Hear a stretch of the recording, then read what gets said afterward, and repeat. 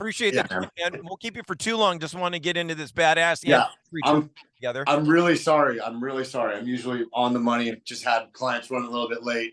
Had to kind of have to do what I have to do right now. All good, brother. All good. Cool.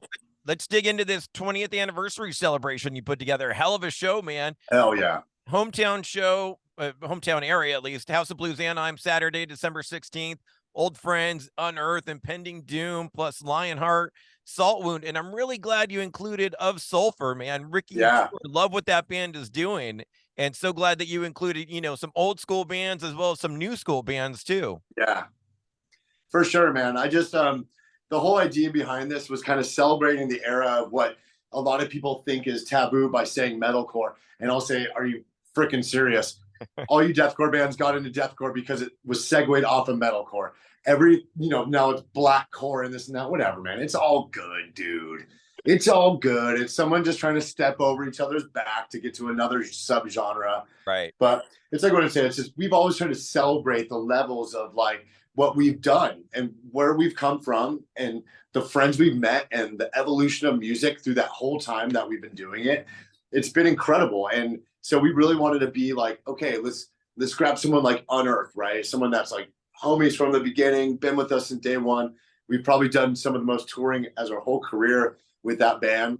And they've been, equally as influential for the metalcore community and genre that we have, and then even Impending Doom is kind of like that. They're like the next like step from us, and especially being local in the area, but also having bands like Lionheart, which bring a totally different flavor of aggression, but also bring like this kind of like street hardcore vibe, which is the derivative of where our music kind of came from, right?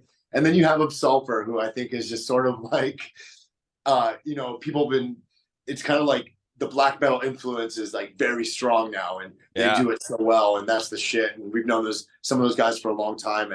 And Salt Wound is a up and coming band that I personally manage, and I think they're freaking awesome. Yeah, dude. So I think they're perfect to open that show. And it's like one of those things where like I wanted the show to be like 4 bands, but then it was just like, dude, let's just have more of our friends on there and like just really give the people that are going to the show like so much good music, Love it, man. Yeah, a lot of people have been commenting to me that I've been talking about the show about Impending Doom too. Been a while. Oh yeah, around, and they got a new song out too. Yeah, they do, man. And Manny, the guitar player for Impending Doom, was our touring guitar player for like a decade. So we've had like ties in with them, and it's really cool to have them play the show with us, because even though Manny has been was a touring member for a little bit, outside of like one tour that we did with them, haven't really played that many shows with them. So it's really cool to have them like as part of it. And with this being the 20th anniversary celebration of This Is Love, This Is Murderous, does that mean you're going to be playing it in its entirety, or just kind of highlighting some tracks? You know what, man? I'll be honest, like some of that record sucks. Listen, some of it, kind of going back and like hearing, that was the plan. The plan is like, when we're going to do these songs, and then I started like collecting through like posts, like what do people want to hear? Because I was listening to some songs where I'm like, man, it's so cool, but like, I don't want to play it. And it's like, or this song is cool, but like those parts, like, I don't know. And then there's some songs on the record I'm like, I don't even remember this. Right? So you have those parts. So through like people, through us asking basically what songs, we did like a vote thing, and it was crazy because we're like, we're going to go out on this like 20-year anniversary of This Is Love, This Is Murderous. And although we would love to play the whole record, we're being honest. We've always been honest. We just want to play the fucking bangers. So like, just tell us what you guys want, right? We don't want to waste our time. I don't like wasted energy. I don't like any of that. So through collecting like votes, like we came up with, I believe it's 8 songs on the record. Okay. And we've been rolling through that and through these 20-year shows, 20-year anniversary shows, and we haven't gotten any complaints. Everyone just says we're playing the right ones, and that's the ones they wanted to hear, and cool. So we're cool with it. Yeah, and part of that celebration too, going back and re-recording a few of the select tunes Yeah. off of that album. I've been playing Love Lost a bunch on the radio. Yeah. It sounds amazing. Kind of curious, what was the thought behind it? Was it just a matter of like you didn't like the way it sounded 20 years ago, wanted to show off the band this day and age, more technology? Was it all of that? Kind of give me the thought process. Well, when we did that record, I feel like for the time, the music, like the recording was great, the process was great, but I felt rushed in it. And when you played a song for, I think, 20 years, you kind of like start playing it live way better than it was on the record. And we started to explore like harmonies and changing just little parts here and there. And we just started playing it better. So a few years ago, I started being like, okay, like, wouldn't it be really cool to hear some of these songs like re-recorded with like a more modern mix and master to it, something that holds up? Because I was listening to Sirius XM Liquid Metal, and it went from like a Spirit Box song, which was like this great production and super loud, and then it went to Revenge I Seek off that record, and I had to like turn up the volume because I'm like, dude, it's just like, and it just immediately makes it seem not as heavy. You know what I mean? So Right. I'm like, why not just do it? And it kind of, we can market around the 20-year thing, and that'd be awesome. Like, let's do it. Just, and you know, some people have like taken like this offense to it. And we actually love that. Just, that just means they love the original product. Right. But we just wanted to make it better. And honestly, we've gotten nothing but super positive feedback about it. So I always tell people, like, even if we do something that might change what you think is like a classic song, just know that like we like the classics too, and we're also not trying to be something that we're not. And so you know that these songs are just going to be as genuine as before. Well, I love it. Love what I've heard so far, and can't wait to rock on Wings of Lead. And you know, I was always kind of curious about that tune. The first time I heard it, God, 20 years ago, that tune in particular always kind of had a little bit, especially the first verse, a little bit of a Pantera kind of Tens vibe, Total. a little bit, you know. Yeah. Where that Then, influence came from. oh, absolutely. Subconsciously in all of us, Pantera lives subconsciously in every band that plays any sort of metal right now. You know what I mean? I tell you all the time, I tell people all the time, there's certain bands that just live in the subconscious, and it's like, that's one of them that does. But yeah, On Wings of Lead is actually dropping, the re-recording is dropping tomorrow via Sharp Tone Records. So everybody will be on the lookout for that. Beautiful. Be rocking that as well. And, you know, we're talking about all this old school, dude. I did want to talk, since we're an Inland Empire radio station, did want to go back to those early days and talk about the pride of Redlands, your drummer, Derek. Yeah. And I was trying to think back to when he joined the band. I'm guessing you guys probably met up at like Showcase Theater back in the day, but talk to me about him coming into the band.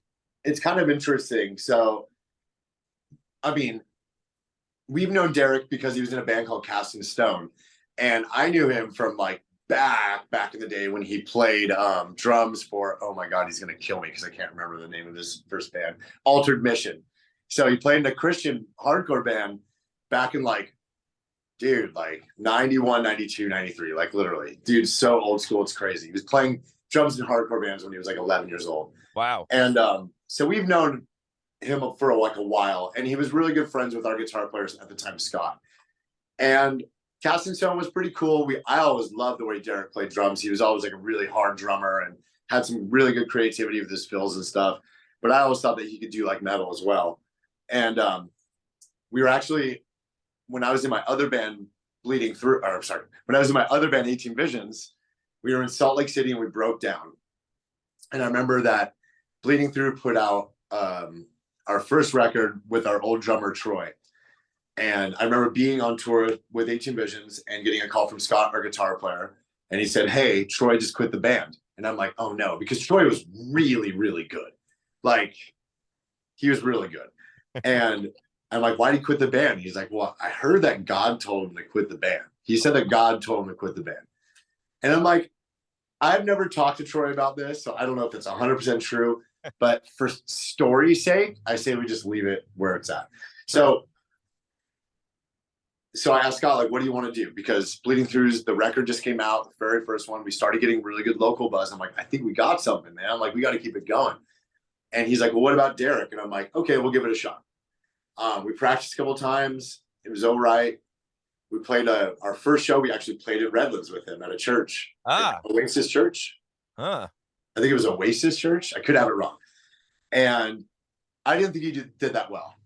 So, but then he was walking into some like pretty like big shoes. But I will say this, and I've said that before in interviews, there wasn't a dude that prepared himself more after that show than Derek, because the next time we like practiced, it was like he had his shit together, and it was like, I think that his drums have really like carved the way of our sound and kept those like real deep rooted, like hardcore roots to it, because his drumming is so raw. It's not like this tippy tappy.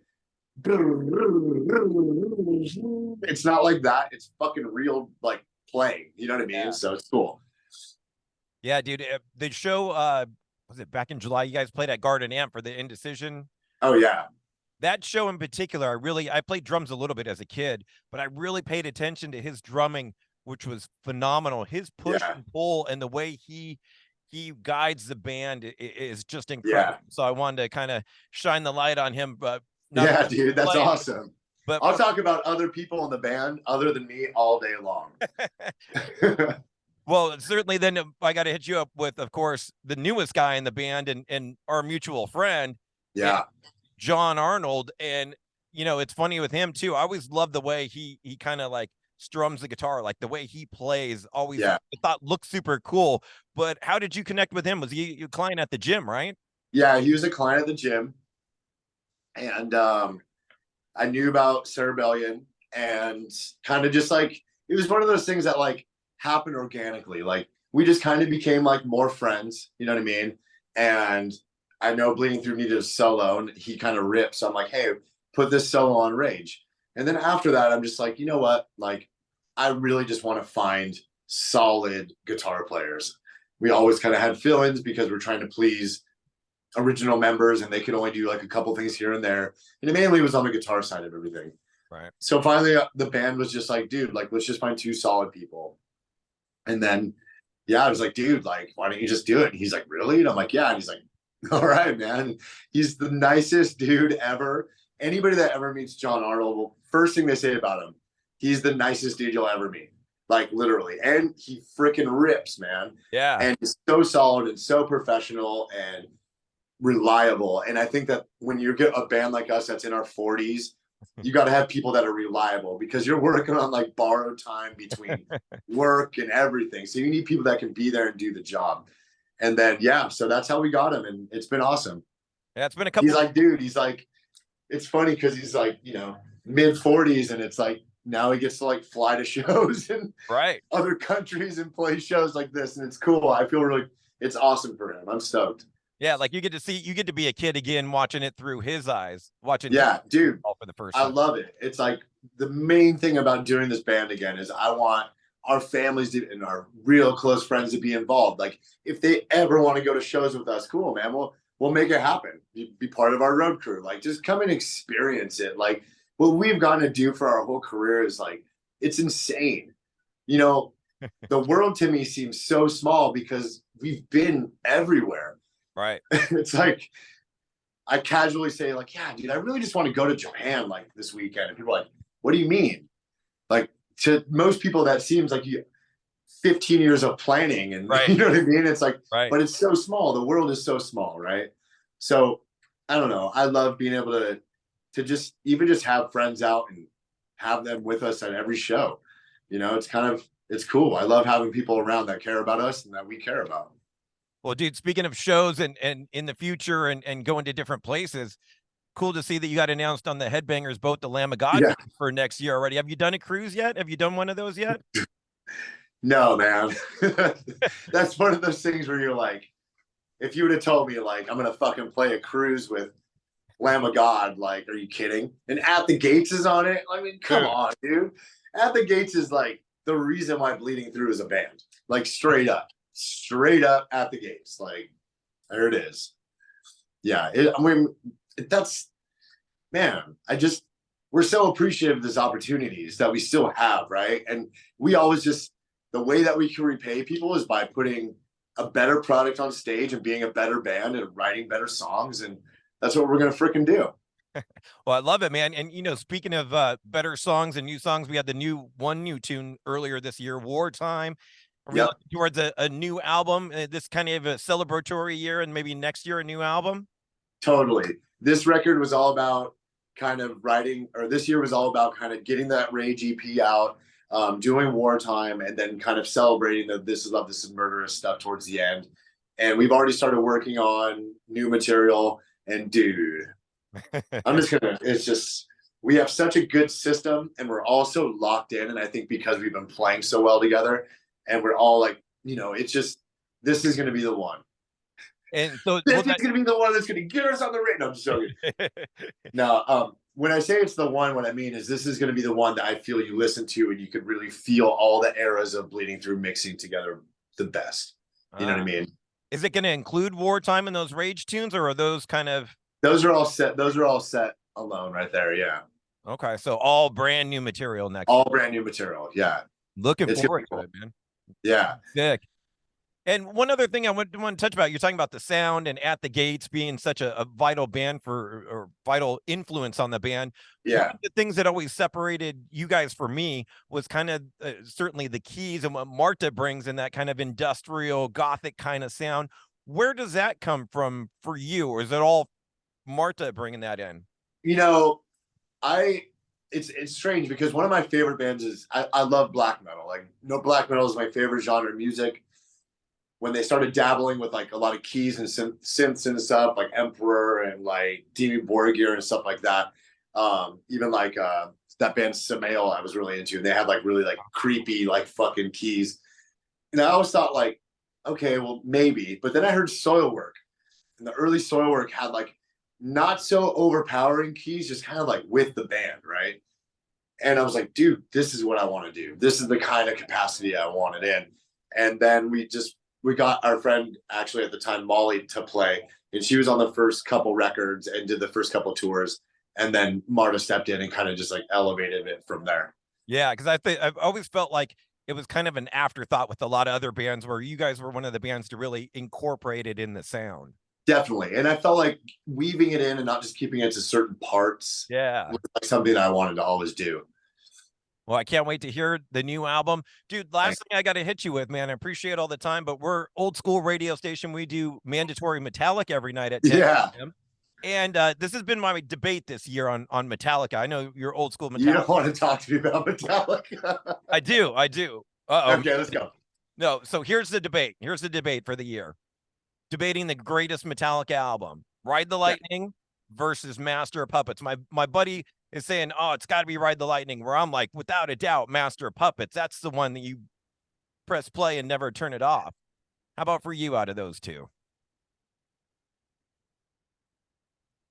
Dude, the song Trapped Under Ice is so good, right? But does one make an album? By Fire with Fire is just, dude, I don't know. I'll have to go Master of Puppets though.